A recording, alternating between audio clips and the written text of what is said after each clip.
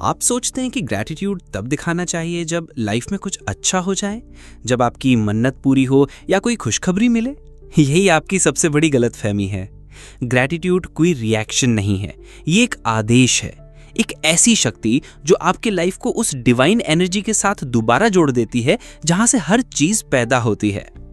आगे बढ़ने से पहले एकदम सच्चाई से कमेंट करके बताइए, क्या आपने कभी उस चीज के लिए दिल से प्रार्थना की है जो आपको आज तक नहीं मिली?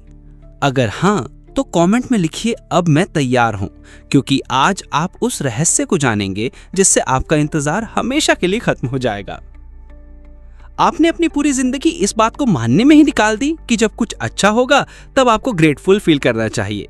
लेकिन हमारे प्राचीन ऋषि मुनियों ने एक ऐसा रहस्य जाना था जिसे आज लगभग हर कोई भूल चुका है। ये ब्रह्मांड आपकी रिएक्शंस पर रिस्पॉन्ड नहीं करता या आपकी मांगी हुई भीख पर ध्यान नहीं देता। ये सिर्फ एक चीज को पहचानता है, फ्रीक्वेंसीज। असली ग्रैटिट्यूड किसी एहसान के मिलने से नहीं आता, ये तो वो शांत ध्वनि है जो हर रचना से पहले पैदा होती है। एक ऐसी प्योर वाइब्रेशन जो उस कॉस्मिक फील्ड को बताती है, मैं पहले से ही वो हूँ जो मैं बनना चाहता हूँ, मुझे मिल चुका है। और जब ऐसा होता है तो वो अनंत शक्ति सुनती है। प्रॉब्लम यह है कि ज्यादातर लोग एक न दिखने वाले साइकिल में फंसे हुए हैं, मांगने, इंतजार करने और फिर डाउट करने के साइकिल में। वो प्रार्थना करते हैं, इंतजार करते हैं, और जब कुछ नहीं होता तो उनका विश्वास टूट जाता है। वो ग्रैटिट्यूड को एक अच्छा इंसान बनने की फॉर्मेलिटी समझते हैं, एक पावर टूल नहीं, और यहीं आकर सारी बात रुक जाती है।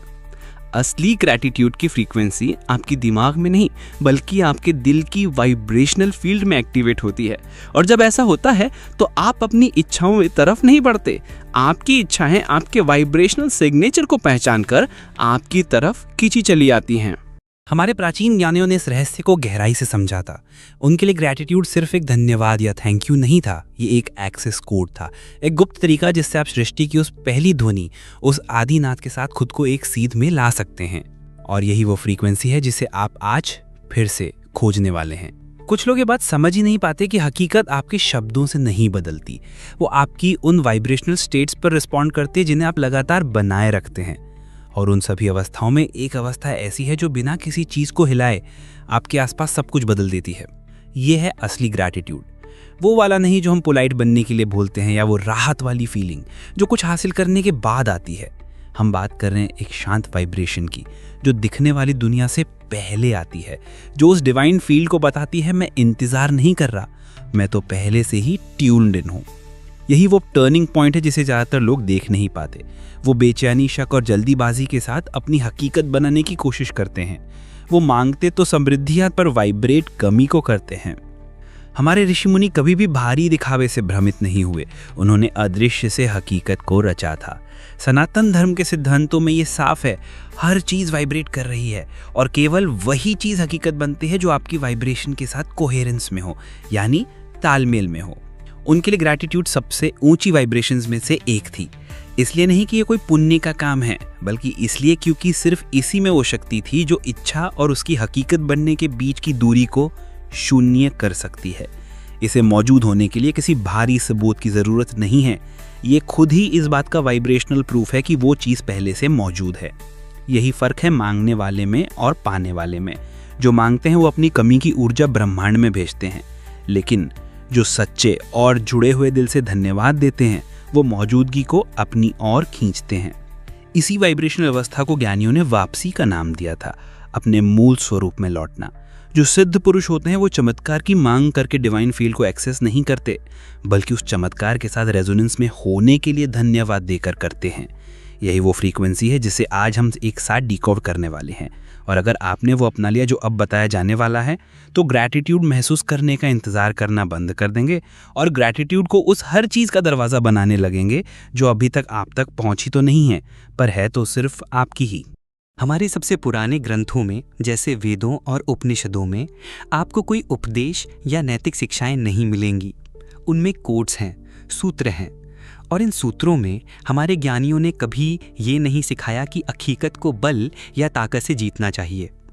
उन्होंने बताया कि इस अस्तित्व में हर चीज़ पहले से ही तय पैटर्न्स में वाइब्रेट कर रही है और असली मास्टरी उन पैटर्न्स को अपनी इच्छा से बदलने की कोशिश में नहीं, बल्कि खुद को उनके साथ अलाइन करने में है, उनके साथ एक लय में आने में है।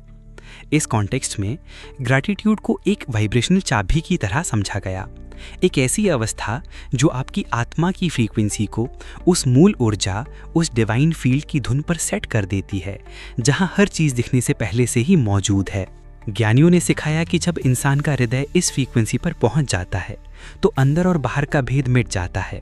जो भीतर है वही बाहर प्रकट होता है। जो वाइब्रेशन अंदर गूंजती है वो अपनी जैसी ही चीज़ों को बाहर से खींच लेती है। ये ज्ञान हर किसी के लिए नहीं था, ये सिर्फ उन सिद्ध पुरुषों के लिए था जिन्होंने माया के पर्दों को अहंकार से नहीं बल्कि अपनी मौजूदगी की शक्ति से पार किया था। क्योंकि बात कभी भी पवित्र ग्रंथों को याद करने की थी ही नहीं, बात थी अपने खुद के एनर्जी फील्ड को उस ज्ञान से एनकोड करने की, उसे अपनी वाइब्रेशन का हिस्सा बनाने की। हमारे शास्त्रों में बताई गई सबसे गहरी शिक्षाओं में से एक ये है, जो मन इच्छा करता है वो कमज़ोर है, जो हृदय वाइब्रेट करता है उसके पास पहले से ही सब कुछ है। ये सिर्फ एक कहने की बात नहीं है, ये एक नक्शा है। क्योंकि हमारी आध्यात्मिक परंपरा में कोई भी चीज़ सिर्फ सोचने भर से प्रकट नहीं होती, वो एक गहरी वाइब्रेशन से हकीकत बनती है। और इसीलिए ग्रैटिट्यूड को सबसे शुद्ध फॉर्मूलाज में से एक माना गया। इसे किसी तर्क की ज़रूरत नहीं है, इसे किसी गारंटी की ज़रूरत नहीं है, ये बस वाइब्रेट करती है और इसी वजह से ये बदल देती है। यही समझ दुनिया की हर महान आध्यात्मिक परंपरा में गूंजती रही, वैदिक मंत्रों में, सूफी संतों की कही बातों में और बुद्ध की शिक्षाओं में। सबने अपने अपने तरीके से एक ही सच की ओर इशारा किया। ब्रह्मांड को जीता नहीं जाता, उसके साथ सुर मिलाया जाता है। और उन सिद्ध पुरुषों के लिए ग्रैटिट्यूड उस अदृश्य संगीत का पहला सुर था। आज विज्ञान नंबरों और तस्वीरों के जरिए वही डिकोड करना शुरू कर रहा है जिसे हमारे ज्ञानी वाइब्रेशन के जरिए एक्सेस करते थे।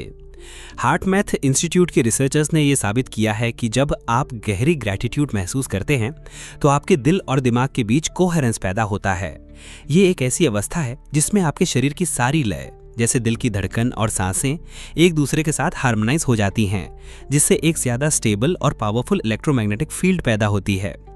ये फील्ड एक एनर्जी सिग्नेचर की तरह काम करती है जो हमारे चारों ओर की हकीकत के साथ इंटरैक्ट करती है। न्यूरो इमेजिंग स्टडीज़ ने यह दिखाया है कि ग्रैटिट्यूड दिमाग के उन हिस्सों को एक्टिवेट करता है जो सही फैसले लेने, दूसरों के लिए दया भाव रखने, सेल्फ वर्थ यानी आत्ममूल्य और वर्तमान पल को ज़्यादा गहराई से महसूस करने के लिए जिम्मेदार हैं। ये दिमाग में चिंता और डर से जुड़े पैटर्न्स को भी कम करता है, डोपामाइन और सेरोटोनिन जैसे फील गुड न्यूरोट्रांसमीटर्स को रिलीज करता है और उन दिमागी सर्किट्स को रिवायर करता है जो समृद्धि और अबंडेंस की भावना से जुड़े हैं। ये फाइंडिंग सिर्फ आंकड़े नहीं हैं, ये दिखाते हैं कि ग्रैटिट्यूड आपके अंदर की अवस्था को मानसिक, भावनात्मक और वाइब्रेशनल हर स्तर पर बदल देता है। और जब ये बदलाव अंदर होता है तो हकीकत बाहर अपने आप को फिर से व्यवस्थित करने लगती है।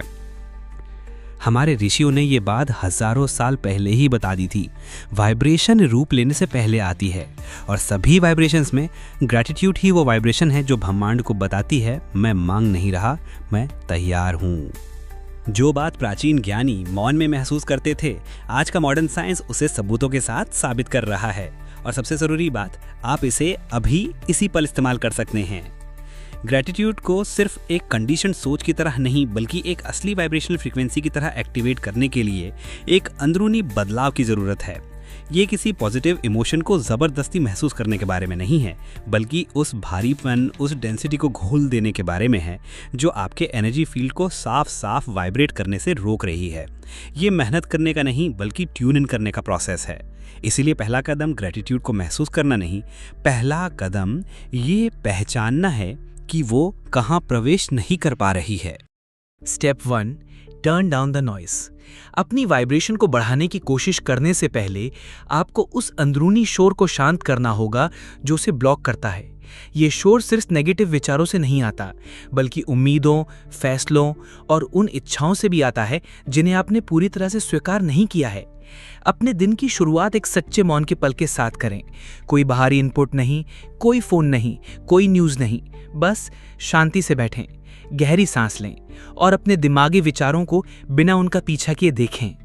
बिना रिएक्ट किए ये जो खाली जगह आप बनाते हैं, यही आपके फील्ड को एक ऊंची वाइब्रेशन के लिए तैयार करती है। Step 2, redirect the feeling. ज्यादातर लोग उन चीजों के लिए ग्रेटफुल होने की कोशिश करते हैं जो साफ साफ दिखती हैं, घर, खाना, कोई उपलब्धि। लेकिन यहीं आपके फोकस को उन्हीं चीज़ों पर रखता है जो शर्तों पर आधारित हैं। उस डिवाइन फील को एक्सेस करने के लिए आपकी भावना को उन चीज़ों की ओर मोड़ना होगा जो किसी रूप पर निर्भर नहीं है। अदृश्य के लिए ग्रेटफुल बने, अपनी सांस के लिए, उस चेतना के लिए जो ये सब देख रही है, उसके लिए ग्रेटफुल बने। यही वो वाइब्रेशनल टोन है जो हमारे ज्ञानियों ने हमें सिखाई थी, अपने मूल तत्व को ही पर्याप्त मानना। इस तरह का ग्रैटिट्यूड किसी चीज पर रिएक्शन नहीं है, ये तो संपूर्णता की पहचान है। Step 3, embody gratitude as a portal. Gratitude दिमाग में नहीं, वाइब्रेशन में होता है, और इसी वजह से इसे शरीर की जरूरत होती है। शरीर के खास एनर्जी सेंटर्स को होशपूर्वक एक्टिवेट करके आप इस फ्रीक्वेंसी को अपने अंदर एंकर करते हैं, यानी स्थापित करते हैं। अपने दोनों हाथों को अपनी छाती के केंद्र पर रखें, जिसे हृदय चक्र कहते हैं। अपनी आंखें बंद करके धीरे धीरे सांस लें। महसूस करें कि ऊर्जा वहां से एक जीवज फील्ड की तरह फैल रही है। यही बिंदु, यही हार्ट सेंटर आपके शरीर का असली एंटेना है। सच्चा ग्रैटिट्यूड यहीं से धड़कता है, आपके दिमाग से नहीं।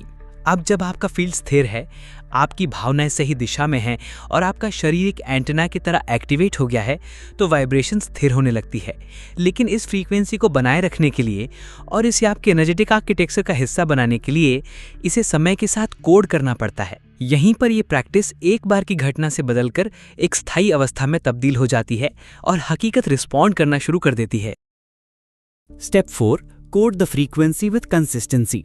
असली ग्रैटिट्यूड एक पल का जोश नहीं है, ये एक लगातार बनी रहने वाली वाइब्रेशन है। आपको अपने फील को इस अवस्था में रहने के लिए ट्रेन करना होगा, तब भी जब बाहर कोई साफ वजह न दिखे।